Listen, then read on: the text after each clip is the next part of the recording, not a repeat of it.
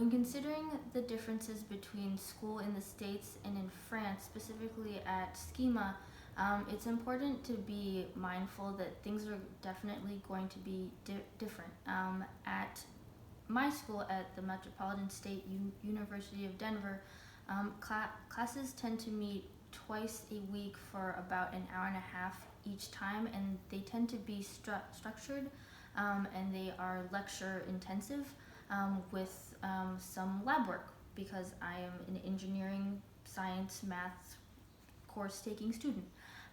Whereas in France, within Schema, I was enrolled in an environmental impact assessment class, history and culture class, a French class itself, as well as a class that talked about technology, society, and the environment. And so each of the classes were structured a bit differently. Some had more of an emphasis on the lecture. Some of them had more of an emphasis on group work as well as on presentations, and a lot of it had to do with writing and presentations, essays, group work. So the class structure can be a little bit different, but you should expect that because you're in a foreign country. That's part of why you decided to do this.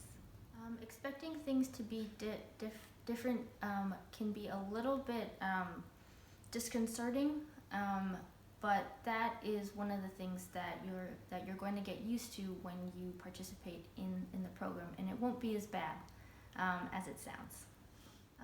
During the semester, I decided to participate in Schema's swim team, and among the swim team, they have different sport teams that students can participate in, and so some of the teams meet on the Schema campus as well as off, so that is something to be mindful of.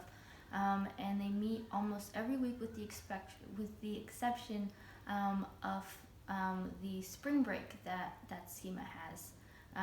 And so by participating in the swim team, it was a fun way to stay active while in France. I met some students that I would not have met